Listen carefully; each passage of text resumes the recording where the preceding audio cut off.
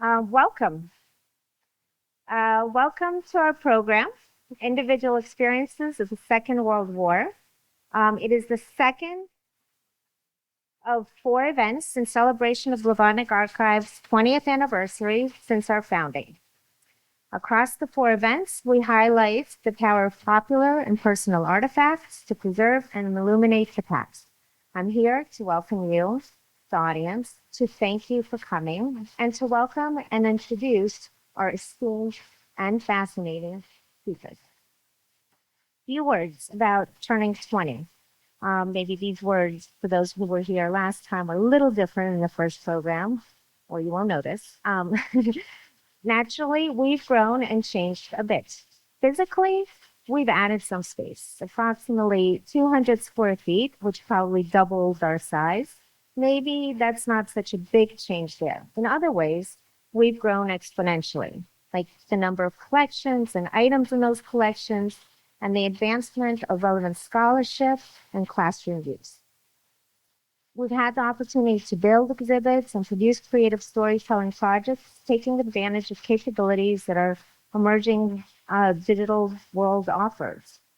We've had the opportunity to explore and to adapt.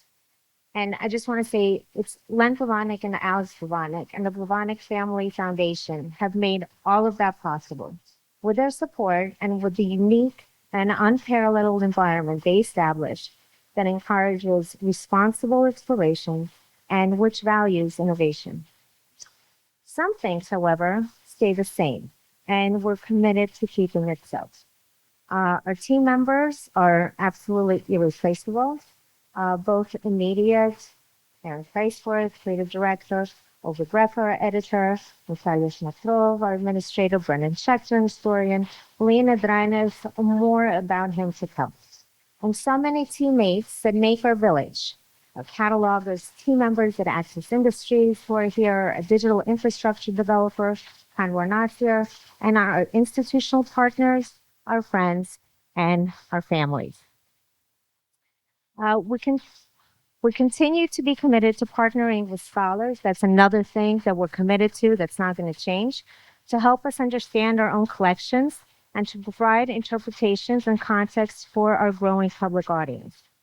I'm humbled and honored to work with each, and I want to express to you who are here my deep gratitude for being with us this evening.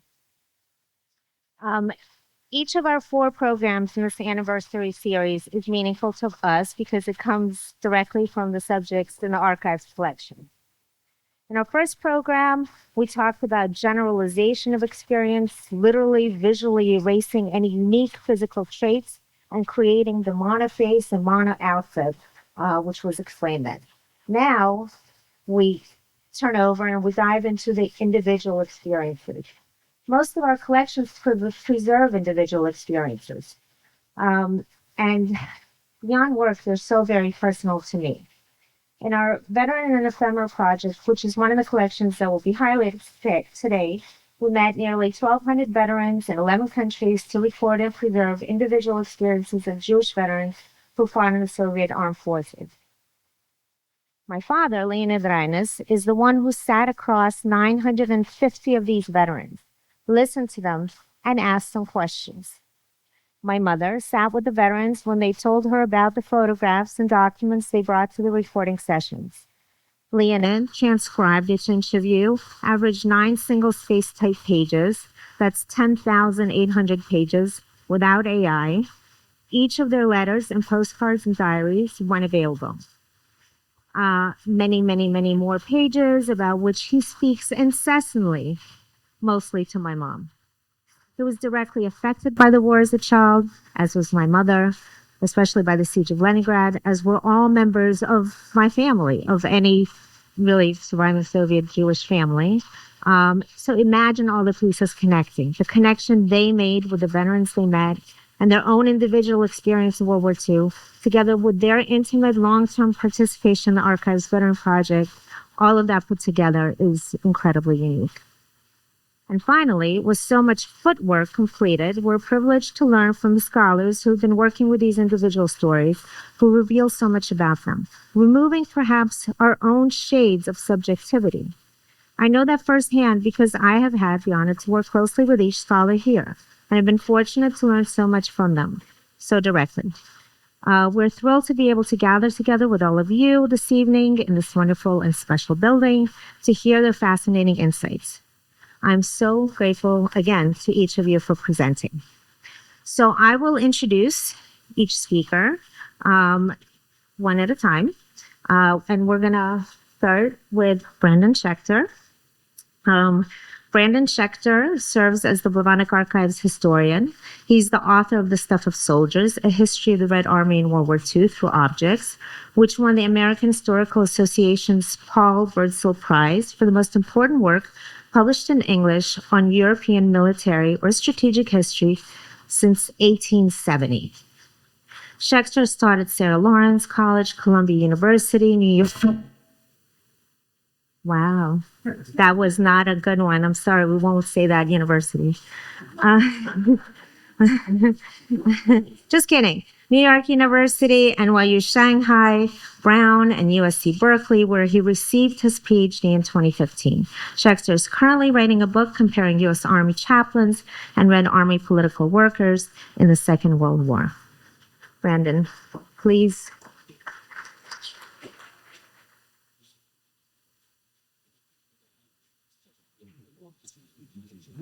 All right, well, thank you very much for that very warm introduction, and thank all of you for coming out tonight. So, in 1941, Konstantin Simonov wrote one of the iconic poems of the war, Wait for Me, and I Will Return, about a love strong enough to resurrect a soldier long thought dead. The final lines read, Wait for me, and I will return, despite all deaths. Those who didn't wait for me, let them say, lucky. They can't understand those who didn't wait. How amidst fire, with your waiting, you saved me. How I survived, we will know. Only you and I.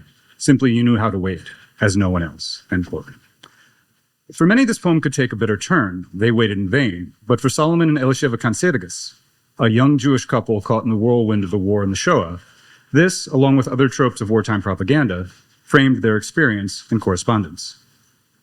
In the next few minutes, I will explore their remarkable letters, almost 700, and I will discuss wartime letters as a genre, the ways in which Soviet propaganda was incorporated in the most intimate of relationships, family life during the war, and how through these letters they came to terms with the harsh realities of the war and the Holocaust.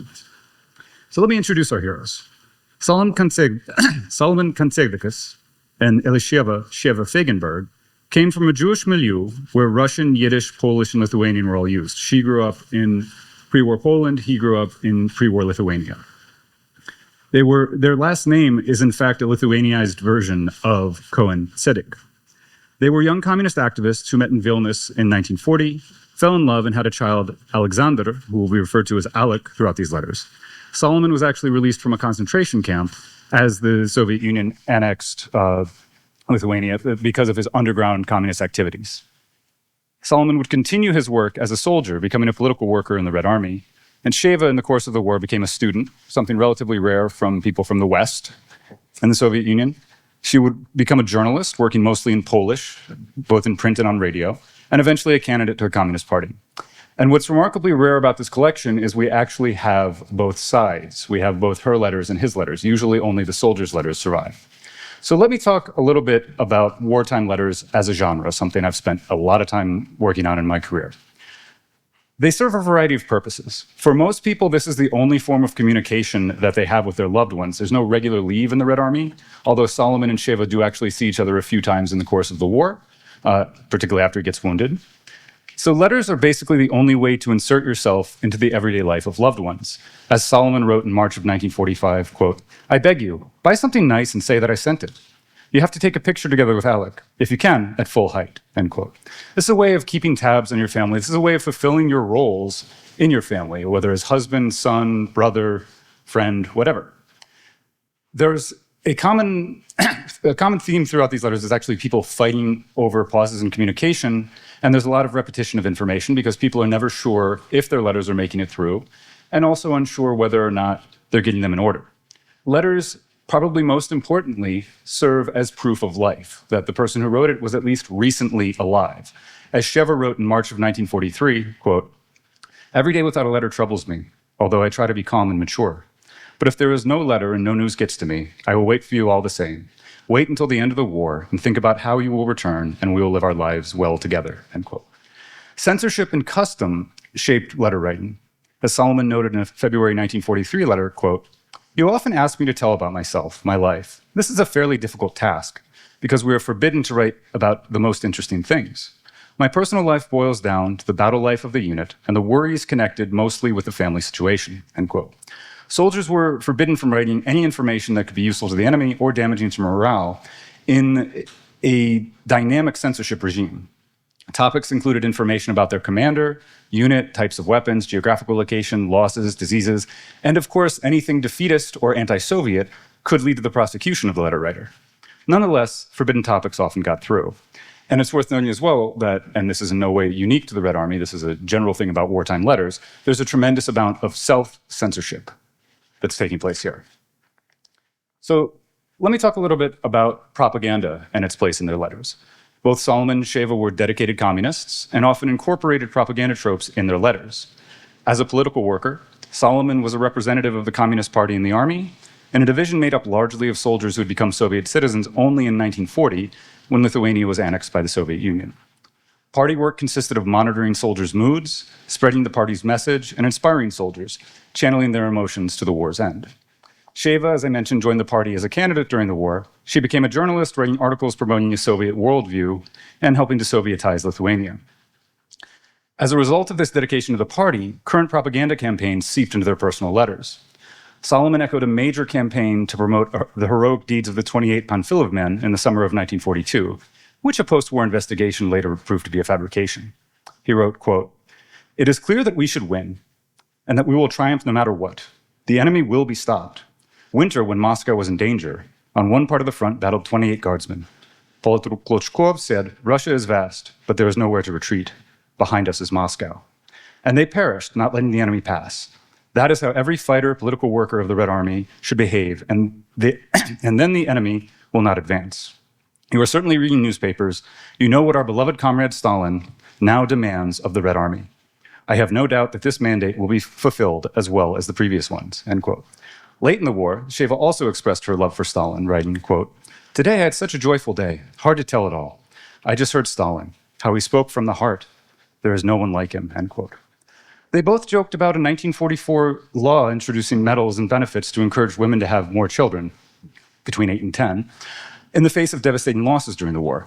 Schechter noted that a colleague told her, quote, "Our Shevka needs to become a mother heroine. We'll send Sergei, and it'll be good," end quote. And Solomon wrote for his part, quote, "Why do you want to only earn the Order of Mother's Glory? You see, Mother Heroine is the highest title. I have to earn more orders so as not to be ashamed before you and tens of our kiddies," end quote. They both absorbed Russocentric tropes that were omnipresent during the war, conducting their correspondence in Russian, with the exception of one letter in Yiddish. Solomon even took on a Russian nickname, Sergei Seryoja, a common occurrence among non-Russians in the army. The following excerpt from a 1944 letter from Schechter to Solomon is perhaps the best example in the collection. Quote, "But remember, Seryoga, if you are wounded, however you are injured, hold on. Without you, I have no life. Sergei, one more thing. Today I thought about how you told me that you must earn an order. I am not going to argue with you on this issue, although I want to say, do your duty, but don't risk your life for glory. I know that you will scold me for these words. You are yourself daring by character and by nature resemble your Russian comrades and have accepted all of their habits. And I love that about you. But all the same, don't do anything crazy. Try not to waste your life in vain," end quote. Even as she chided him to be careful, she couches this in this major trope of wartime propaganda, positioning Russians as first among equals. Indeed, Solomon's interest in earning medals was itself a reflection of a strategy to kind of inspire soldiers to do exceptional acts to make up for the lack of professionalism and lack of training in the army, and a strategy that Jochen Hellbeck has dubbed the hero strategy. These are also letters that are much about the family life of Solomon and Schechter. Schechter wrote in detail about Alex's tastes and habits and recorded the following incident in March of 1944. Quote, "This morning, Alec got offended with me and cried, 'Papa, Papa, I want to go to Pappy.' I was even surprised. How, as you see, you haven't left his everyday life, just as you haven't mine. I try to tell you everything I need to in letters, and when I want to kiss, caress, or simply see you, I try to imagine you, dream, and this eases the separation," end quote.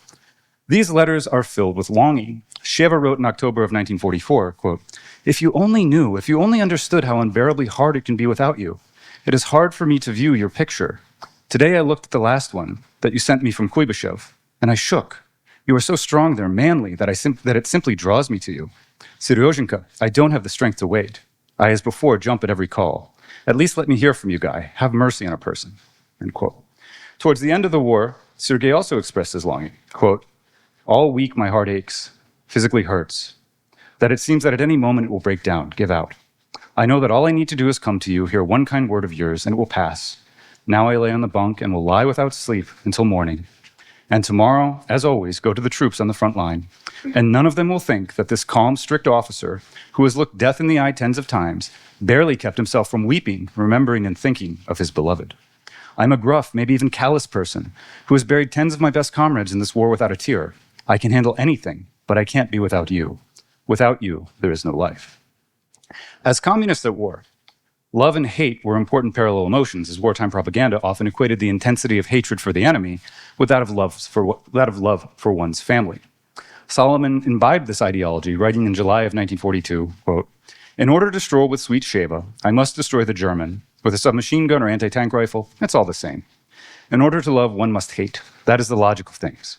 Be certain, I know how to hate just as I know how to love, with all the power of the soul.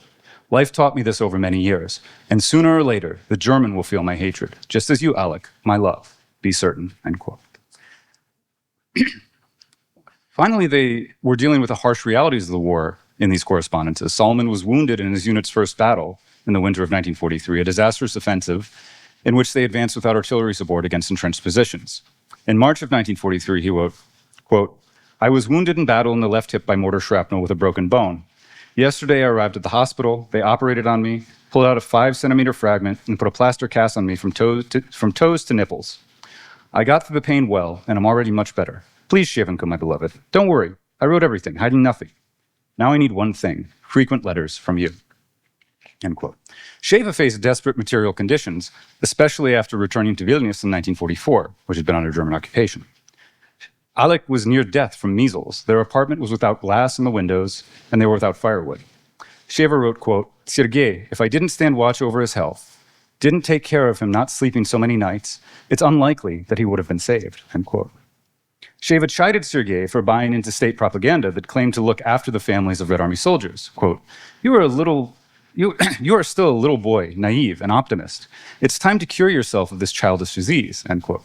This shocked Sergei, who rushed to provide the necessary paperwork for Sheva to receive her benefits, writing, quote, "At the same time that I am defending the motherland with blood, every minute risking my life, all sorts of trash are having a good time, and my family is hungry and lives in terrible conditions. Horribly offensive, painful," end quote.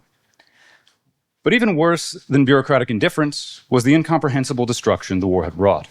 Solomon wrote in the summer of 1944, quote, "Sheva, if you could only see what wrongs the Germans have done in Belarusia. In 2 weeks of offensive operations, we have met neither a single civilian nor a village. They leave behind them only conflagration. That is why we look with such satisfaction at the German corpses lying about on our path," end quote. Sheva, for her part, was interacting with the survivors of concentration camps and German occupation. She wrote in December of 1944, quote, "All the folks from Vilnius have arrived. In the evening, they tell stories without end. A lot is confusing. The behavior of people themselves is incomprehensible, mind-boggling," end quote. And while Sheva's family was evacuated, the fate of Solomon's remained unclear. In 1944-45, Sheva was increasingly frantic that Solomon might die, and Solomon's morale itself seems to have been flagging, as he wrote in October of 1944, quote, "I have already passed through such fire that I hope to survive this time. I hope that I will definitely see you. In case I am killed, they should send you my checkbook with the money I have bequeathed you, and 2 orders of the Patriotic War of the 1st and 2nd degree. But I write just in case. I believe that I myself will come to you alive and well. There's so much that I want to tell you, but I couldn't. If I perish, come sometime and take a look at the place where I fought. Maybe you will better understand my life right now," end quote. Finally, in May of 1945, Solomon's fate was revealed to Sheva. He had survived, but he had been deceiving her. On May 19th, he wrote, quote, "Now I can confess to you directly that during the war, I didn't hope to return, to remain among the living. You see, all my comrades perished, and I didn't spare myself in battle. And we should be grateful to you for my survival. You simply knew how to wait. Therefore, I bow deeply before you and give thanks for myself and our numerous offspring. So let me talk briefly about the post-war biographies of Solomon and Sheva. Despite having dedicated their lives to the communist cause, Solomon was a career soldier and Sheva a career journalist. They both ended their lives in Israel, emigrating in 1990 following their children. And an interesting thing about these letters is there's very little Jewish content in these letters. They're very standard Red Army letters, which is that these people have to be particularly well educated. And Alexander Alec Kansedegas became a major figure in art history, focusing on Judaica, and wrote about his parents, years afterwards, in the beginning of this century, that they both eventually became disillusioned with the communist cause. But despite this disenchantment, in defending the Soviet Union, they had defeated fascism. So let me spend just 1 minute talking about, what can these letters tell us? What can all of this do for us? As is often the case in our holdings of the Blavatnik archive, wartime documents are combined with later self-reflection. And the wartime experience of Solomon and Sheva is both typical and atypical, if there can be such a thing as a typical fate in this massive upheaval of the war. Solomon served in the Red Army, was nearly killed. He could have become part of the Lithuanian Soviet Socialist Republic's nomenclatura, but actually chose to stay in the army and made a career in the army. Sheva and her parents were evacuated, sparing them the fate of most of their community. The Jewish community of Lithuania and Poland, largely perished during the war, as did Solomon would later find out the entire rest of his family, his mother, his father, his siblings. And there's a variety of stories that these letters can tell. For his part, Solomon Kansedegas has emerged as a major character in my current book. This is a wonderful source for the life of Jews during the war, for families during the war, especially parenting, life in evacuation, everyday life in the Red Army, the war in the Baltics, enthusiasm and disenchantment with communism, and many other things to be discovered by other scholars. Finally, I'd just like to quote something that Solomon wrote in his unpublished memoirs in 1988. Quote, "And our letters were full of lyrics. There was much intimate in them. And this was also life at war. So much depended on the letters that we received." Thank you very much.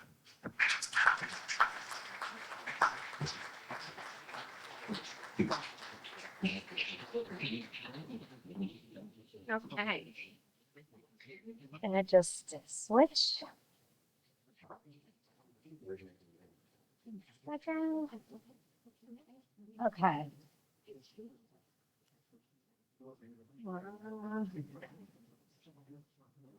All right. Thank you so much, Brandon. And I get to learn from him every day at the office. So it's just amazing. Thank you, Brandon.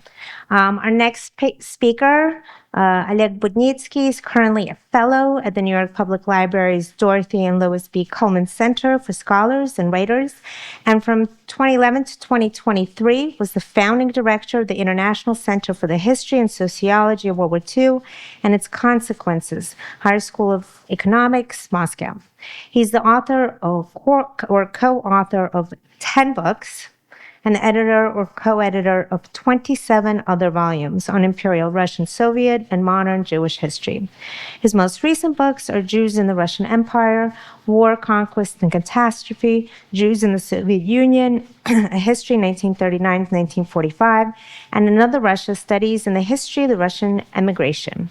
He serves on the editorial boards of the Russian Review and East European Jewish Affairs, and just in light of sort of the individual story topics, I believe we met, it may have been 2008, and Oleg has introduced us to so many amazing scholars, and so we've worked together so much, and I'm really looking forward to your talk. Oleg, please.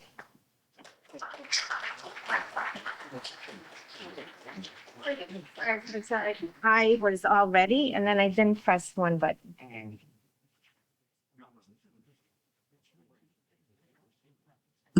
It'll be okay. Yep. Yep. Yep, that is. Переключать. Press it down. Okay? Ага. It's on. Okay. Okay, I'm gonna put it here.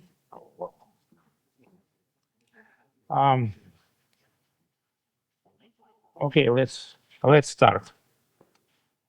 Diaries are both the rarest and the most valuable personal sources of information about the war. Diary authors wrote their entries in real time, not knowing whether they would live to see the next day or even the end of the current one. They were not burdened by the knowledge of official narratives about the war and had no sense of how one should write. As a rule, diary keeping was forbidden in the front. Fortunately, there were no orders in the Soviet Union that were not disobeyed. Nevertheless, frontline diaries are exceedingly rare. The Blavatnik archive holds several such gems. Two of them are particularly valuable, in my opinion. The diaries of surgeons Boris Komsky and Pavel Elkinson. This is Boris Komsky, 1945. And there is pages from his diaries. And there is Pavel. Their uniqueness of their diaries lies in their direct experience of the war. Diaries were generally kept by people who were not stationed on the front lines and did not have direct contact with the enemy, such as military translators, political or staff officers. In time, Boris Komsky would become a political officer as well, but he entered the war in July 1943 as a 19-year-old sergeant. He first saw combat in the hell that was the Battle of Kursk. Pavel Elkinson joined combat as a private. This is Pavel Elkinson. As a private in the hell that was the Battle of Stalingrad. He served in artillery, became a sergeant, then he was appointed commander of a reconnaissance detachment. In January 1944, not far from his native Zaporozhye, he was wounded. During the transfer from one hospital to another, when his medical train stopped at Zaporozhye for several hours, he walked home and found out the fate of his family. They did not have time to evacuate and were murdered by the Nazis. I have published Boris Komsky's diary in detail, with detailed notes in the Archives of Jewish History. It is available on the website of Blavatnik Archive. Due to time constraints, I will speak today about the diary of Pavel Elkinson, which is truly unique. As other former soldiers recalled, central topics of soldiers' conversations were death, food, and sex. Pavel Elkinson's diary supports this generalization. He began keeping a diary for a very specific reason.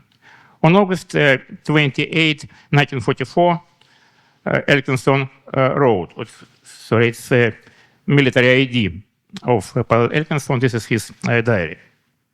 Elkinson wrote, the eagerly awaited day of the total expulsion of Germans from our land in our section of the front has finally come.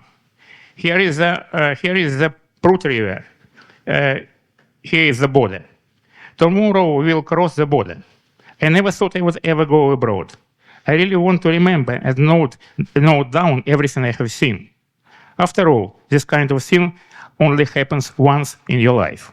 End of quote. The experience really was unique. About 8 million citizens of the Soviet Union, which had been separated from the rest of the world by an iron curtain, found themselves abroad for the first time. Of course, this was a very particular kind of experience. Tourism had never before been so closely tied to the risk of death. Nevertheless, no one could take away a basic human curiosity and love of distant travels. Very few Soviet servicemen left notes of their impressions of foreign territory, including their interactions with residents of countries liberated from Nazi occupations or those that belonged to the Nazi bloc. Only a small fraction of them were completely frank. Pavel Elkinson was one of them. Elkinson had a chance to travel quite a lot all over Europe. Between August 1944 and May 1945, he went through Romania, Bulgaria, Yugoslavia, Hungary, and Austria. But there is an additional thread running through Elkinson's diary, the topic of revenge, including against those who suddenly turned from enemies into allies, meaning the Romanians. September 5, 1944. Well, we obviously have free reign to run things however we want. There probably won't be anything left after our governors. They are living splendidly these days. They mostly cook lard in the kitchen. No sight of pearl barley. I have had rice and pasta. We managed to get alcohol also. So all in all, we are living quite well. In Bulgaria, local attitudes towards Red Army soldiers, and consequently of the Red Army soldiers towards the local population, were very different. The next entry in the diary. The farther we advance, the better we are received by people. In the places we drive through, there are crowds of people standing along the roads. As soon as the vehicle passes them, they throw watermelons, melons, eggs, white bread, cigarettes, flowers, and apples into it. In one village, they literally almost killed us with those, so we were trying to escape rather than accept those things.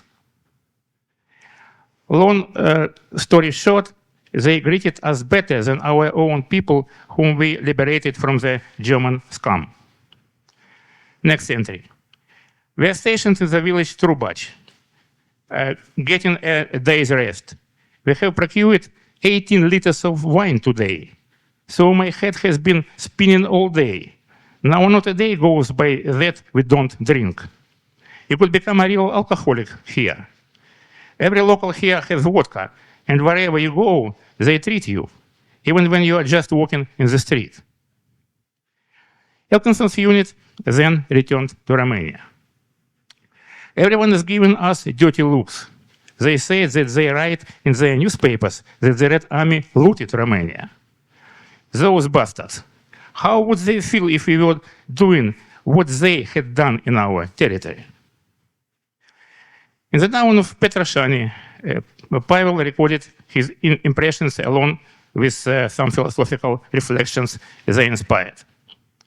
It is a small town squeezed between mountains, but it's still nice. There are many stores, there are many people in the streets, many young people, many beautiful women. Everyone is dressed well. We look at them and can't help feeling angry.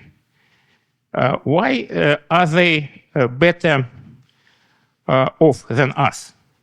Will we not get a chance to live a good life? They were the ones who started this war, and yet they are enjoying life again. It is hard to write about this, and I can't find the right words. The unit moved to another country. The troops crossed into Yugoslavia. It's October 1944. It is so pleasant to feel half drunk sometimes. You forget everything. Elkinson's entries about Yugoslavia, local attitudes towards the Red Army, and Yugoslav partisans are very positive. It was a different experience when the unit entered Hungarian territory. October 11, 1944.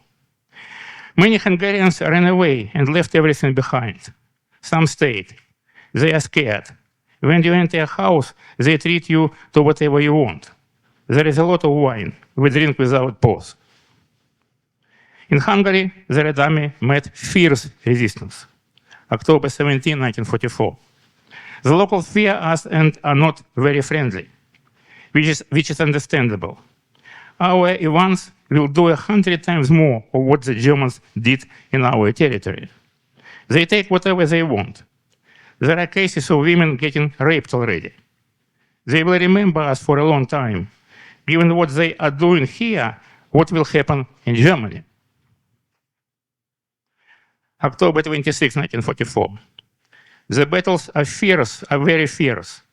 It looks again like that the war will go on for a long time. My mood is not great. The only enjoyment is drinking wine. Then everything seems lighter. You forget everyone. That is the case now. Everything appears good to me. Today is a bad day. It suits my mood. It is raining. We are getting wet. It is a shame to die in a foreign land. I feel so bad for the guys killed near this city. They made it from the Caucasus to Hungary only to die here. Yes, it is a shame. I cannot wait to get back to our own land. I want to live so badly. Even though I am a little drunk now, I understand what I am writing. I hope we move forward soon, forward to Berlin, forward to victory, closer to home. In Hungary, the soldiers dropped all restraints. The leadership seems to have turned a blind eye on looting and rape. We hear about it firsthand. October 18, 1944. Our soldiers rape women in broad daylight, several men at once. They force parents out of the room. All the women are now hiding wherever they can. When you enter a house, the owner walks around as if on eggshells. You can take whatever you want. It is so ridiculous. The owner asks you if he can enter his own room. We ate well. They prepare whatever we ask for. We will really clean them out. To hell with them. They are rich. Our soldiers wear whatever they have. It is rare to see our uniforms, from the undergarments to the overcoats. Some only have a Soviet cap left. The enemy stubbornly fought until the end. This was true both of the Germans and of their last remaining allies on the continent, Hungarians. November 11, 1944. The enemy will not give up a meter of their land without a fight. We are losing our best people almost daily. On November 4th at night, we entered Seglet for the first time. Our head of recon was killed there. A man's fate is really something. Just a minute earlier, I was standing next to him. As soon as I walked off, a mine exploded next to him. Death could be waiting even when the enemy did not seem to be putting up much of a fight. In November 1944, 3 men from Elkinson's unit died after touching an electrified wire strung along the bank of the Danube. At the time, the unit was moving towards Budapest. On November 24, Elkinson noted, "It is a beautiful place, a vacation spot. There are many gardens and vineyards. We drink wine and keep moving." But the idyllic conditions did not last long.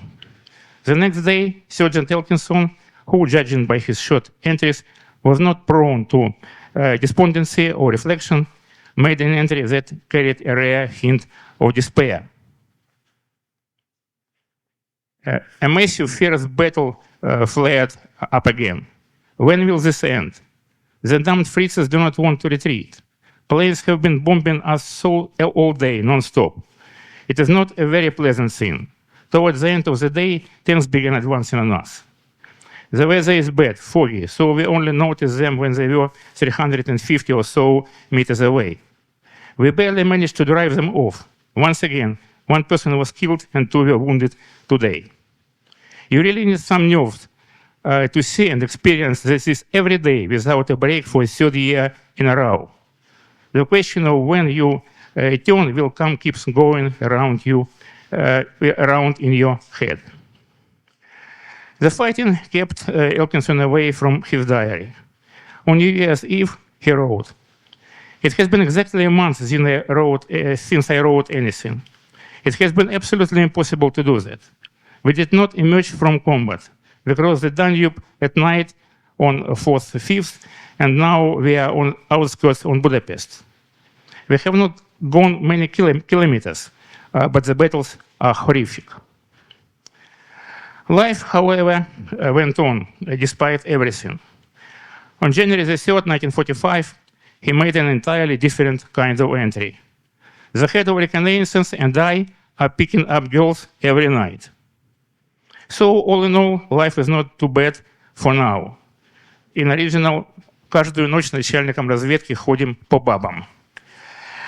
One has to wonder what language was used in these encounters, though an armed Soviet soldier could make do with few words in communicating with local women. Pavel Elkinson ended the war in Austria. The enemy continued stubborn resistance even though the war was approaching its end. But the fierceness of combat could hardly match the battles that had taken place in Hungary, especially the Battle of Budapest. It is not for nothing that it has been compared to the Battle of Stalingrad in this respect. Church Elkinson spent the last days of the war at an observation post set up on a tall 25-meter tree from where he directed artillery fire.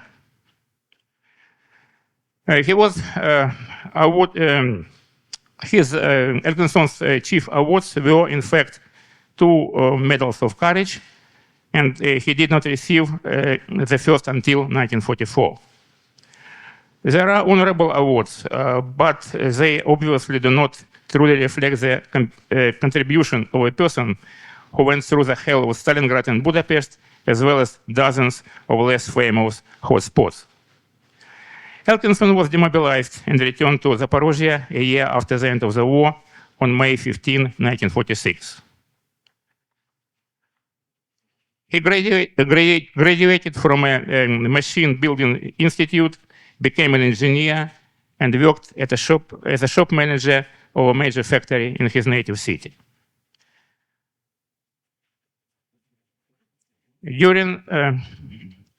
During his 2009 interview with the Blavatnik archive, Elkinson shared his thoughts on war as a phenomenon. War is like a legally sanctioned right to murder without a trial or investigation.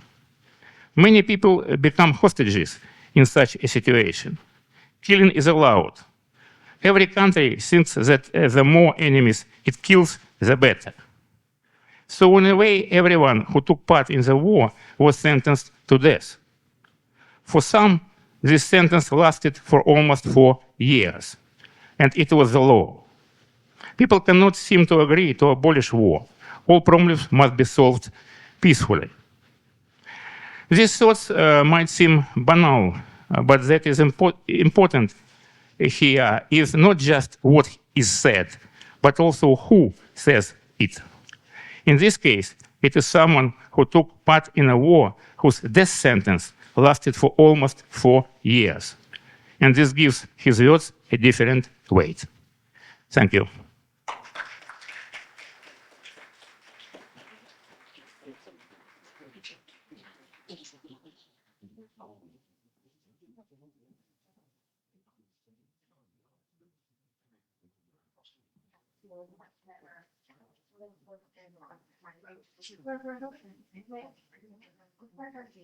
Okay. Okay, I'm just going to switch this. Oleg, thank you. Professor Budnitskii, sorry, thank you so much. Fascinating. And obviously our work, especially when we can connect the interview with the diary, with the materials of the time, make it a fascinating sort of bigger picture. So I'm just going to introduce our next speaker as soon as I can't see without my glasses. I can't see in them. It's all very confusing. See, there's a button. There it is. Okay. It's my pleasure, it's my honor to introduce our next speaker. Jochen Hellbeck is Distinguished Professor of History at Rutgers University and the 2024-25 John and Constance Birkeland Fellow at the New York Public Library's Dorothy and Lois Cullman Center of Scholars and Writers.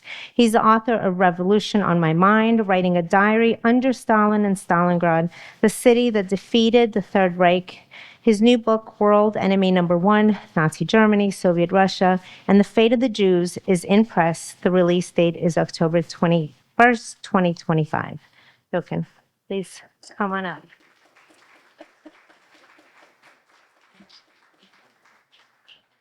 Thank you, Julie.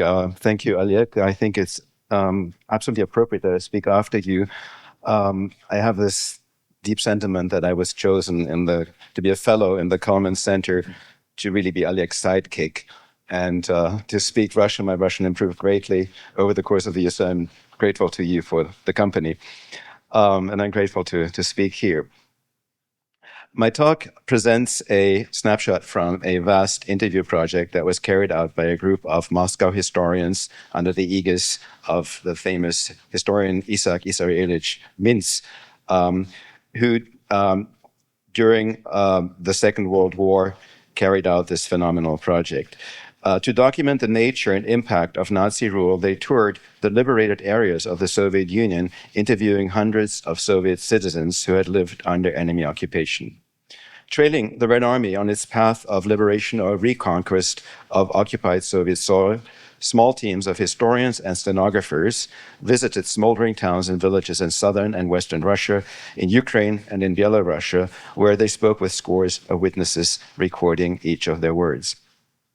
Gathered in the immediate aftermath of the German retreat, the about 700 interviews that the Commission collected form a unique oral history of Soviet survivors of Nazi occupation. The stories are riveting and horrific, and untypically for the Stalin era, unprocessed and seemingly free of any premeditation other than the desire on behalf of the speakers to tell someone what they had seen. Today, the documents are housed in archives in Moscow, Kiev, and Minsk, and I was fortunate to obtain a full set of digitized copies of this complete collection. And in cooperation with these archives and several German institutions, I'm building a digital archive which you can visit, even though it's still under construction. We're still struggling over the name. My American self favors a snappy title, SovietSurvivors.com. My German partners insist on the somewhat longer and less memorable name, and we're going to hopefully figure out a solution. You can visit this. It has the aesthetics of kind of a pharmacist shelf. Currently, we're working on it, but every interview is there. You just need to find it. Before I delve into some of the testimonies themselves, it's important to get a sense of how the Moscow historians who created the oral histories understood their task. Speaking to people who had lived under fascist occupation required special preparation and special skills. The head of the Commission's so-called Department on the Occupation Regime and on Reconstruction, Esfir Genkina, talked to her co-workers about the challenges awaiting them as they were about to do their fieldwork. We're conversing with people who feel different about themselves than, say, a general or a sniper who talks to us about military affairs. That is why you need to be especially tactful in your interviews. Everyone who has worked with the Germans will say that they committed acts of sabotage and dragged their feet. This requires an active involvement on the part of the interviewers. They will need to obtain factual proof of sabotage or foot dragging. Remember, we are dealing with a particular human material here, and that necessitates a particularly careful form of factual accounting. Yenkina instructed her group to read up in the Soviet press on a given region before conducting interviews on site, and to talk with a range of people in a given locality so as to be able to triangulate their accounts. Another senior historian on the team reminded the participating stenographers to commit themselves to the Commission's established factual standards and record testimonies in unvarnished form. She criticized the stenographer for editing out from her accounts statements that expressed an interviewee's critical attitudes towards Soviet power. The insistence on triangulating local accounts is a boon for scholars today. The members of the Minsk Commission indeed ended up producing interviews with numerous residents from the same town or workers from the same factory. This method lends a unique resonance and depth to the interviews when they're read alongside one another. Let me illustrate this with two interviews taken in the city of Stalino, Donetsk, in February 1944, several months after Stalino's liberation. Before I get there, just one quick comment about the slide you're seeing here. This is maybe the only interview that I found that has a material artifact, namely this Eastern Worker badge sewn into the interview, and I wanted to show you that. It seems to give you more visual value than the bare sheet of paper that you see here, the transcript, although I have to tell you that each single page of every interview is filled with very gripping detail and drama. So let's go back to the interviews from Stalino. Read on their own, these two accounts offer starkly different impressions of life under German occupation. The first is with Stalino's Attorney General, Nikolai Firyabov. Firyabov had been evacuated from Stalino in fall 1941, and he returned to his job on September 30, 1943. And in his conversation with the historians, he talks about the many challenges of his job. And so he presents these challenges as three separate issues. First, the German culture of bribing people and how this culture endures. He has citizens petitioning him for release of relatives who they say were unfairly arrested. He promises release, or he promises to look into the case and indicates they will be released, whereupon these petitioners hand him a bribe, sometimes like 2,000 rubles, which immediately leads to the arrest of this petitioner. Feryabov vows to eradicate this culture of bribery, which he's convinced the Germans started. Secondly, housing. Quote, under the Germans, everyone changed their apartments. Everyone took over, especially Jewish apartments, complete with their furnishings. And how many Russian apartments there were, they were also taking over. These issues are bothering us. We are restoring the situation. If you didn't live there under Soviet power, get out of this place and back to where you used to live. My office is filled with people, and everyone's here because of their apartments. In this connection, Feryabov mentioned that, quote, traces of anti-Semitism remain. Everyone expresses their discontent. Now Jews are starting to arrive, and there are clashes over apartments. Beat the Jews, save Russia, one person was heard shouting at the market. We immediately arrested him and sentenced him by the tribunal.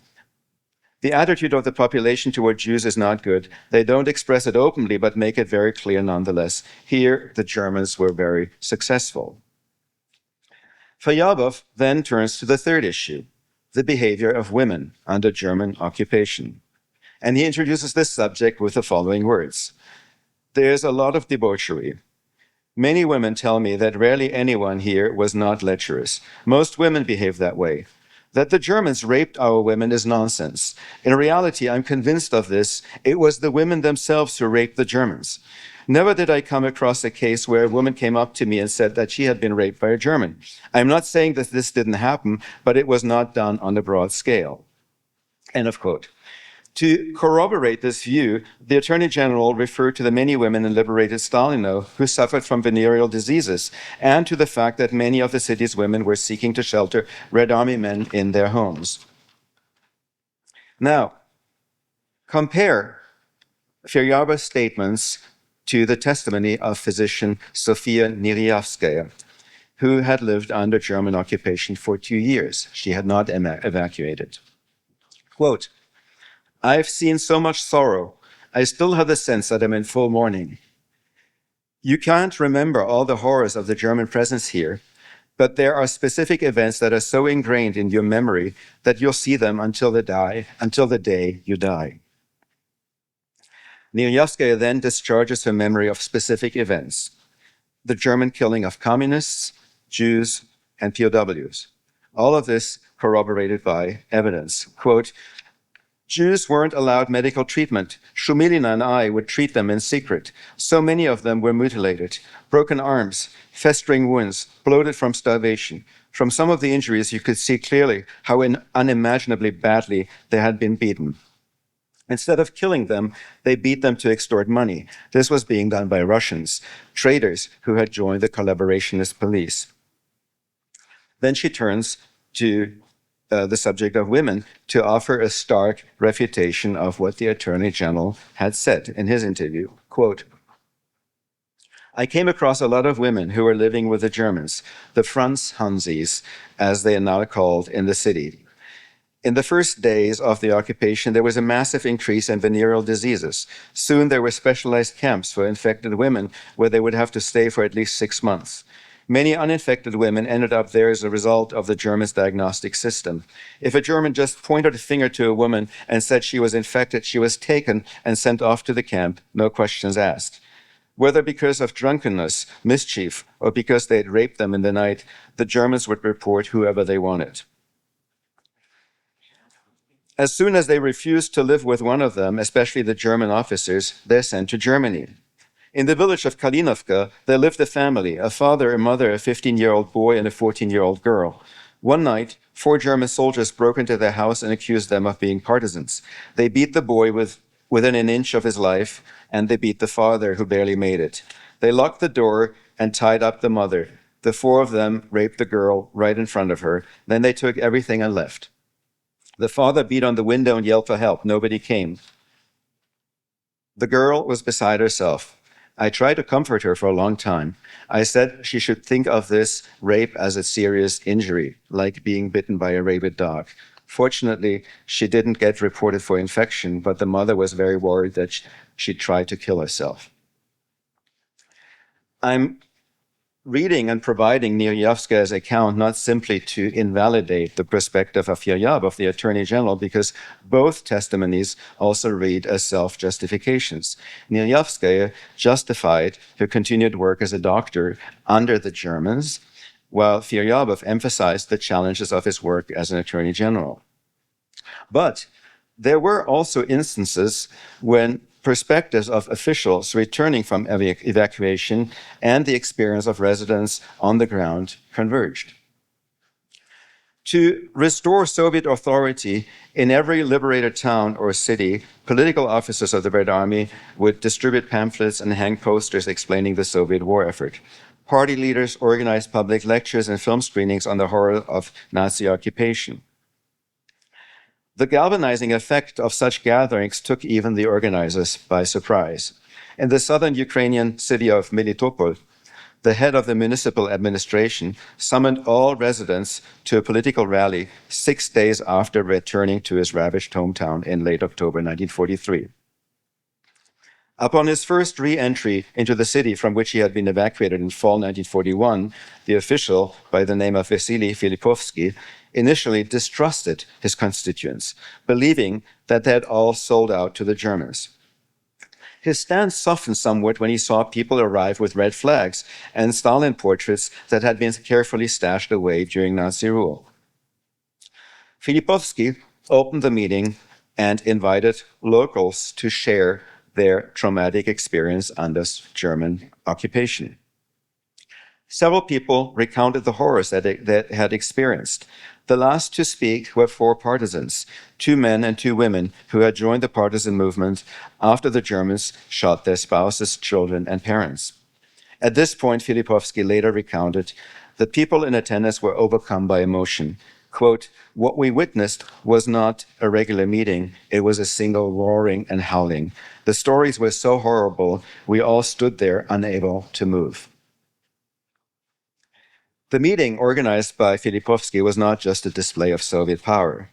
It also contained an offer to the people of Melitopol to relay their traumatic experiences of Nazi occupation or to recognize themselves in the words and emotions of the young partisans. Only this second dimension, this cathartic outpouring of shared suffering, explains why the meeting succeeded in touching so many of the present people. Meetings such as that convened by Filipovsky were held in many liberated cities and towns, and it was in this fashion that Soviet power was reconstituted in the hour of liberation. The very meaning of liberation acquired tangible significance in the sorrowful tales that aired in Melitopol and other towns retaken by the Red Army. Here are actually images. I will refrain from showing you the moving images. There's a 3-minute segment that I could show you, but I will skip over it. This is an excerpt from a film that you may have seen. It's called, in English, Moscow Strikes Back. It was initially released in the Soviet Union as the rout of the German troops near Moscow in 1942. 1943, it came out in US cinemas, earned an Oscar for Best Foreign Film. And what you see here are the gallows of the town, in the town of Volokholamsk, near Moscow. And you see essentially one of the very first of these meetings that are described. This clearly is organized by the Red Army, and I'm not sure about the input by local population. The film footage doesn't show locals who speak up or are invited to speak. It is really a Red Army officer who stands in front of the execution ground and explains to the locals what fascism is. But this is essentially the template that goes into operation in so many areas and actually works with a great deal of local co-participation. On their path of reconquest, Red Army soldiers crossed through Soviet towns, villages, and pastures that the enemy had ravaged during its retreat. They talked with survivors and saw gallows in marketplaces, often with corpses of suspected partisans still dangling from nooses. And they were led to ravines and anti-tank trenches on the outskirts of town, where locals had begun to uncover mass graves filled with the bodies of mostly Jewish residents. Red Army commanders brought their soldiers to these murder sites to listen to political officers and local survivors who offered harrowing accounts of German deeds. These vengeance meetings, as they were called, concluded with vows by the outraged soldiers to fight on and avenge the dead. In July 1944, Soviet soldiers reached Majdanek, the first death camp to be liberated by Allied troops. 6 months later, the Red Army liberated Auschwitz. Thousands of troops participated in vengeance meetings held in these camps. Majdanek and Auschwitz became household names in the Soviet press. And so the Soviet order was refounded in such highly emotional communal gatherings on the ashes of German death camps and other murder sites.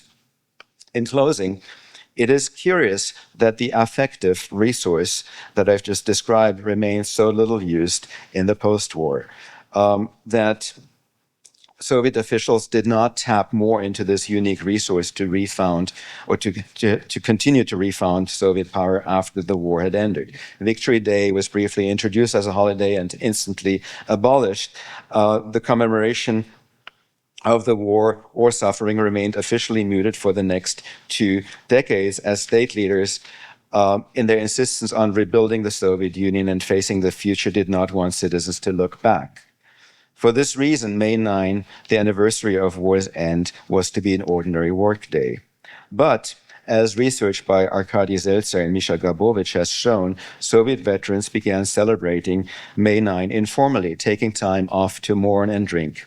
In regions that had fallen under German occupation, bereaved survivors would gather at local mass graves to commemorate the dead. Quote, officers in the reserves kissed soldiers in service, end of quote, a war veteran remembered celebrations in Vinica in the 1950s. Quote, everyone recalled memories from the war and expressed amazement at still being alive. The communist state remains slow to understand how commemorating the day could be a means of inspiring patriotism. At the behest of Ukraine's communist leader, Petro Shelest, the Politburo in 1965 finally decreed Victory Day a national holiday and marked it with an annual military parade on Red Square. Such celebrations, Shelest argues, would, quote, immortalize the people's heroic feat, mobilize workers, contribute to the military patriotic education of Soviet youth, and offer a powerful rejoinder to West Germans', quote, revanchist saber-rattling. Soviet party leaders followed Shelest's recommendation and called for the building of more war memorials across the USSR. The expanding cult soon became a powerful force in society. After a brief hiatus in the early 1990s, the Russian state again began to embrace the war cult as an effective community. And this story leads us into the present, where the government of Vladimir Putin is seeking to rally all citizens of Russia and every Russian in a wider Russophone zone around a militarized, defiant, and triumphalist cult of the Great Patriotic War. In this complex moment, when we are commemorating the 80th anniversary of the end of the Second World War in Europe, it is more important than ever to listen to the wartime voices of Soviet survivors, to recover the stark and chiseled meanings of liberation 80 years ago, in distinction to a politics of memory that alternatively exploits the Soviet wartime experience for renewed war and aggression, or seeks to discount its validity altogether. Thank you.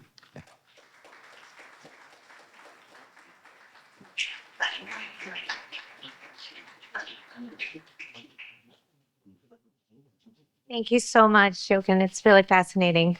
And we actually, the first time we met, we were still doing our veteran project. And then I think at the time you were interviewing soldiers who fought in the German forces in Stalingrad. And so looking at those together was really, really a remarkable opportunity. Okay, and our last speaker, I'm just going to pull up the, 1 second. Glasses, no glasses. Okay. I am excited to introduce Polina Barskova, scholar and a poet, author of 15 collections of poems and 4 books of prose in Russian. 4 of her poetry collections have also been published in English translation. This Lamentable City, The Zoo in Winter, Relocations, and Air Raid.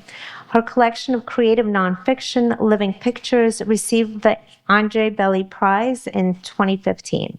She's also the editor of Written in the Dark, an anthology of poetry written during the Siege of Leningrad, and the author of Besieged Leningrad, Aesthetic Responses to Urban Disaster.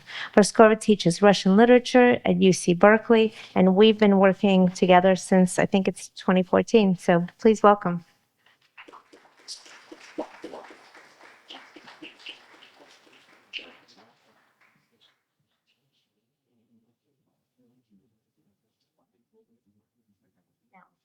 Oh, sorry. And I just wrote it. I don't know. Which one? That was my magic touch. No, wait. No, just down.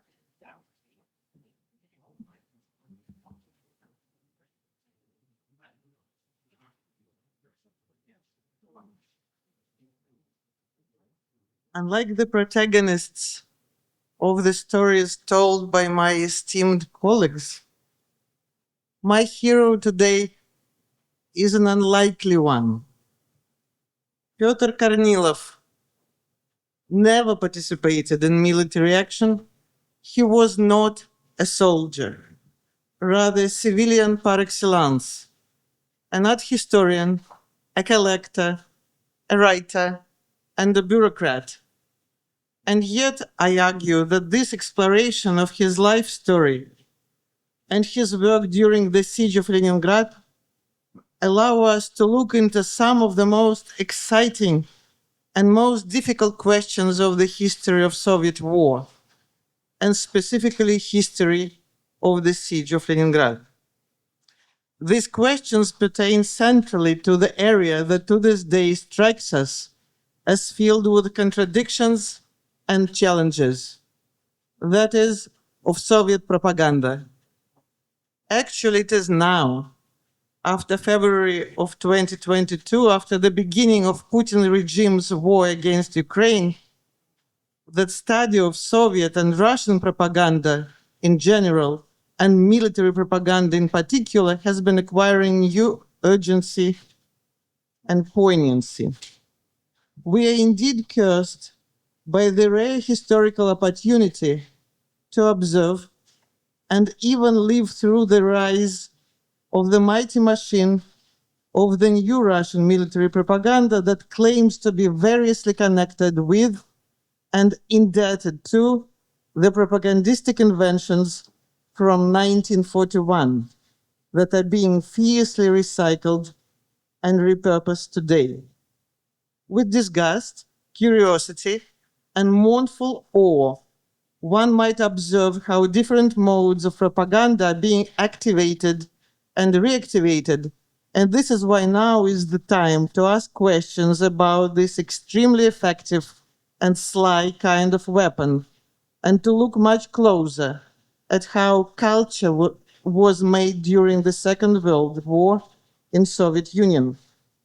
My own questions began emerging 10 years ago when I met my beautiful colleagues from Blavatnik archive, and they introduced me to their unique collection of the postcards produced in Leningrad during the siege. The first question and reaction was of almost disbelief. How was it possible in the city of death, with no food, no central heating, no electricity, with corpses lying at Nevsky Prospect, to create hundreds of different rubrics of postcards of the striking aesthetic value? And the next question was that of variety, inventiveness, difference of style. Postcards from the siege of Leningrad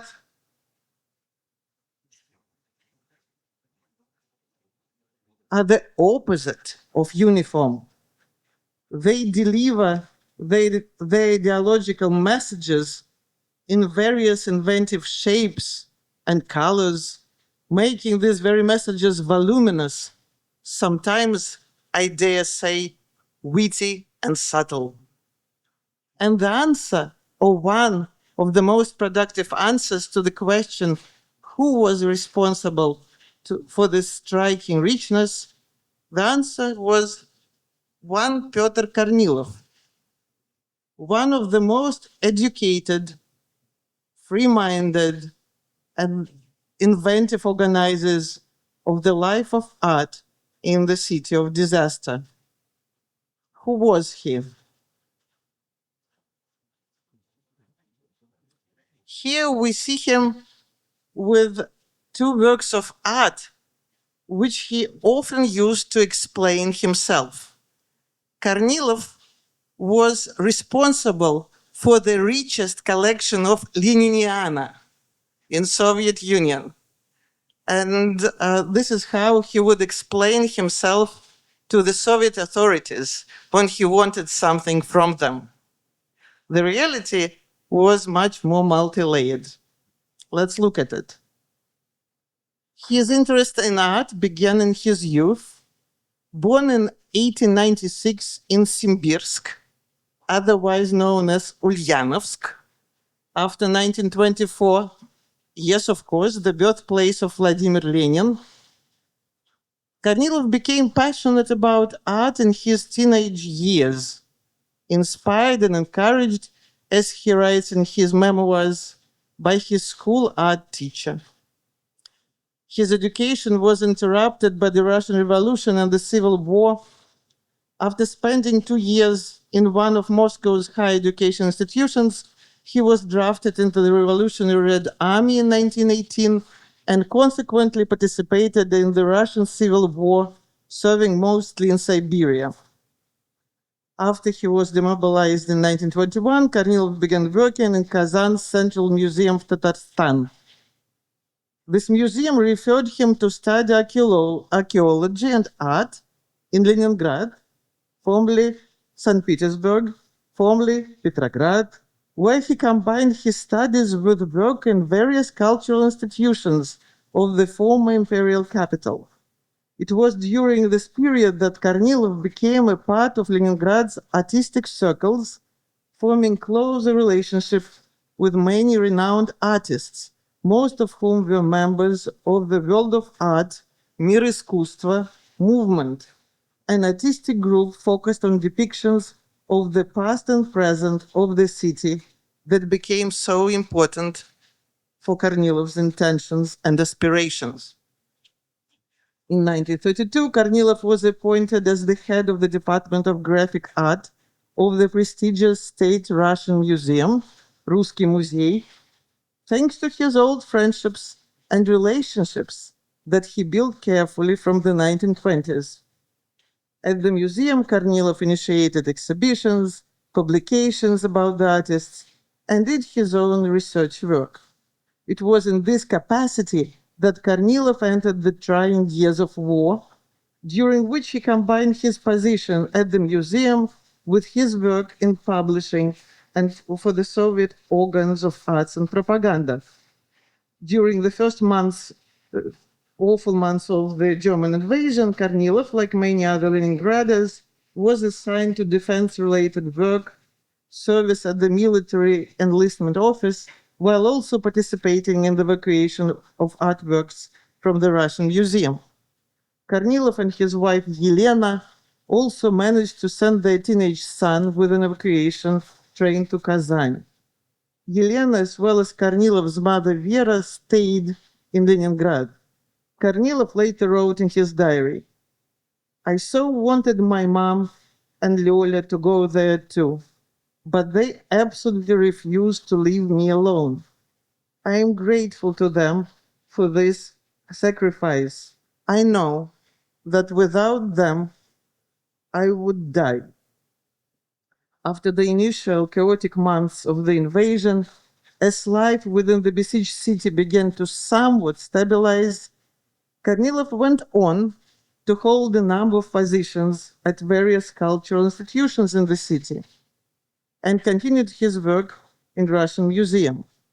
Additionally, and this is crucial for our story, in April 1942, he became the chief leader of the Искусство publishing house.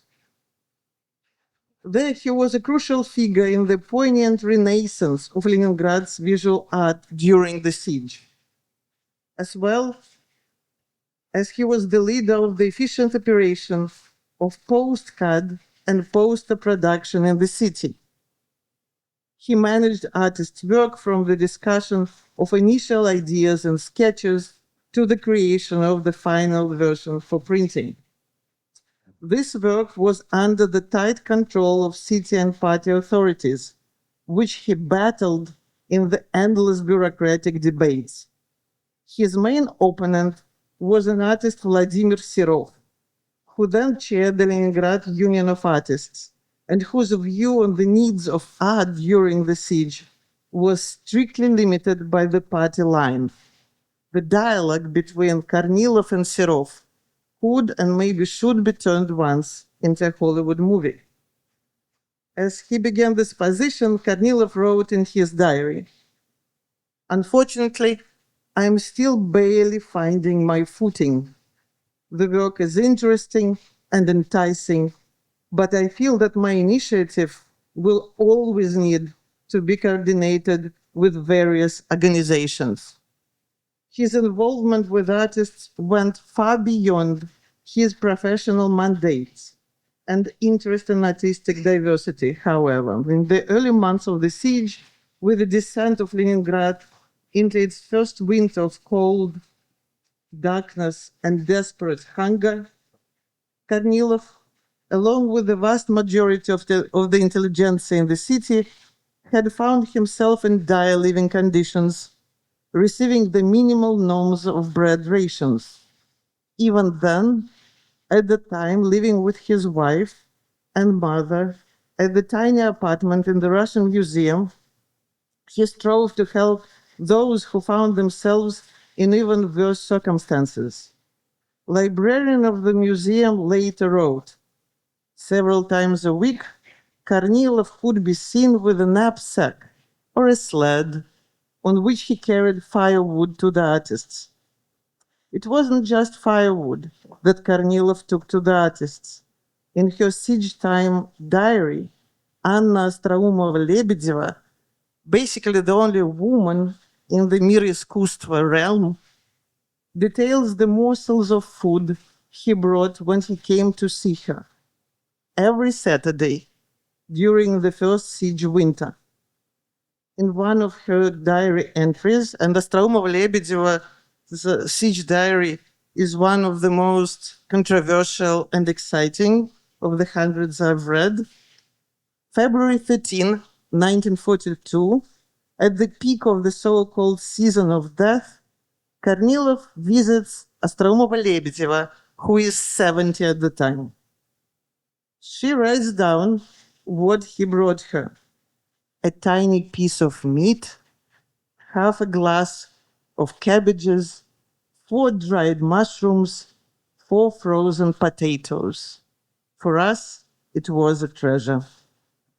Because of this and other acts of impossible kindness, this artist would credit Kornilov with saving her from starvation and death.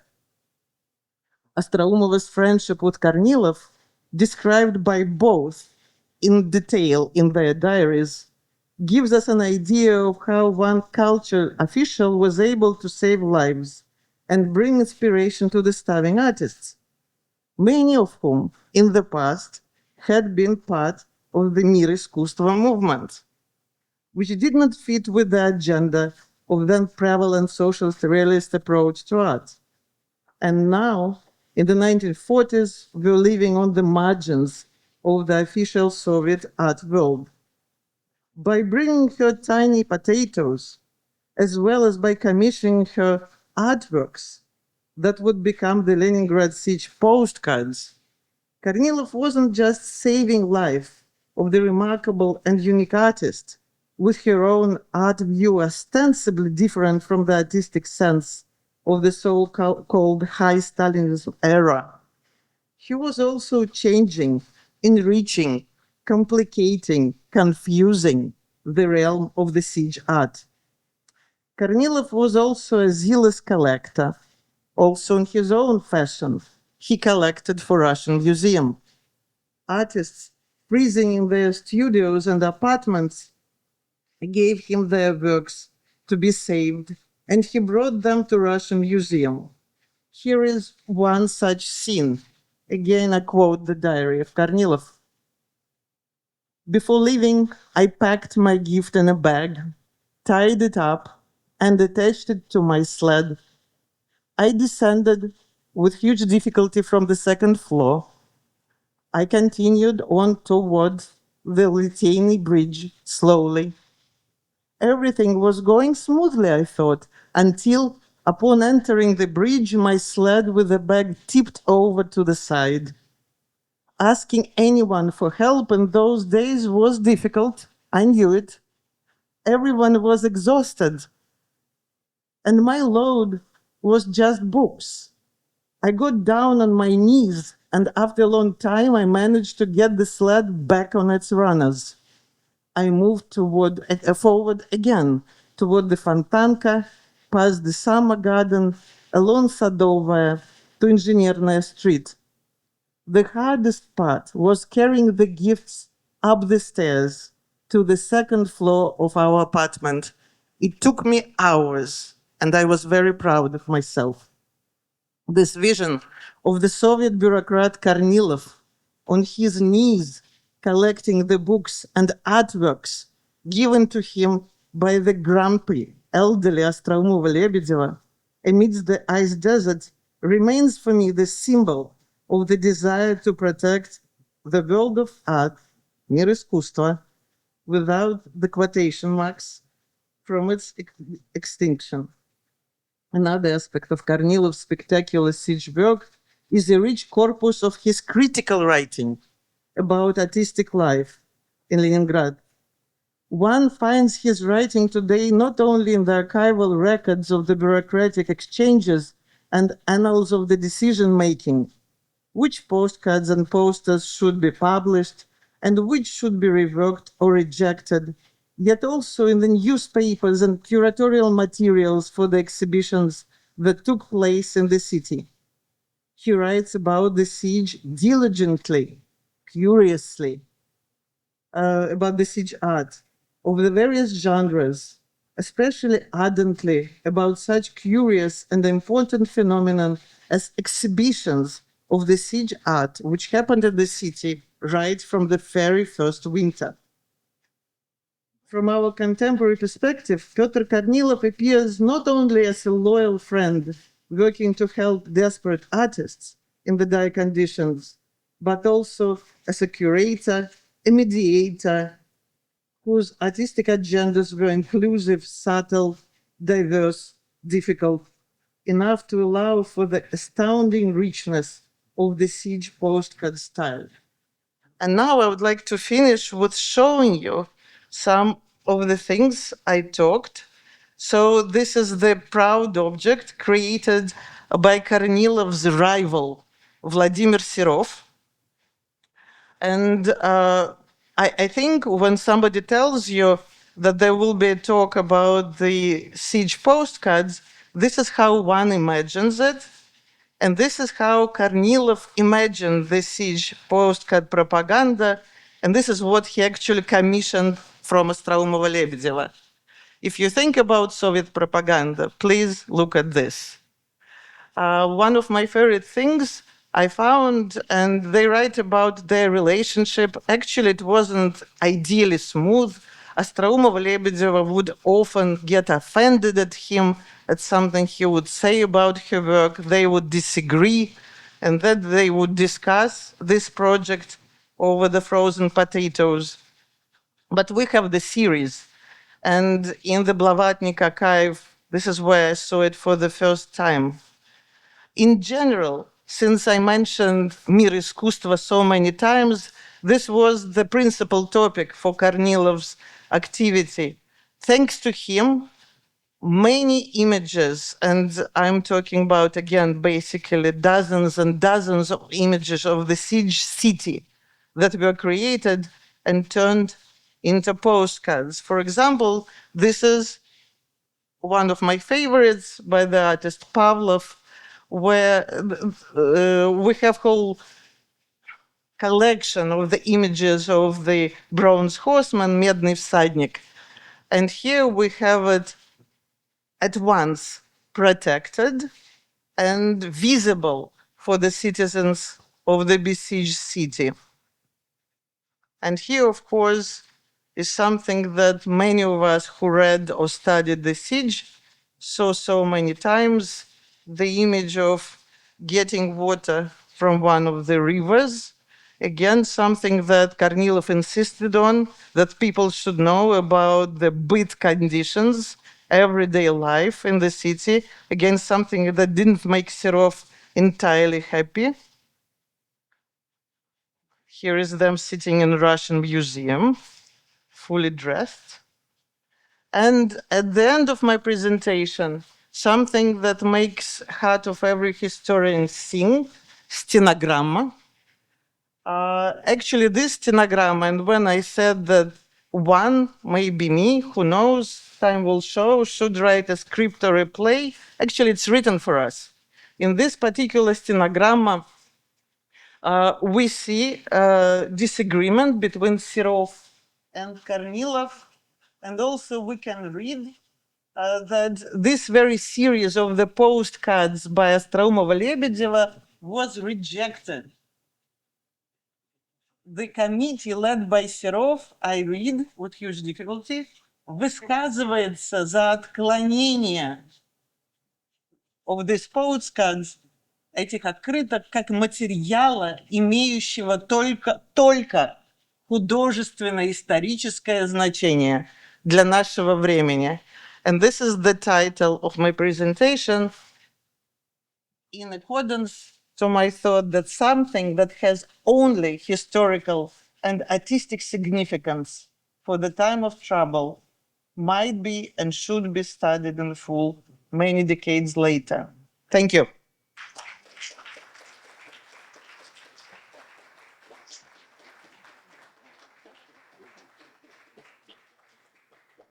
Thank you so much. Thank you so much to the presenters. I encourage you, as there's still some more drinks to be had. We're actually not going to take questions now, but please, if you do have questions, come up to the scholars. Who it's again just fascinating, as well as if you have questions for Leonid, who interviewed a lot of people.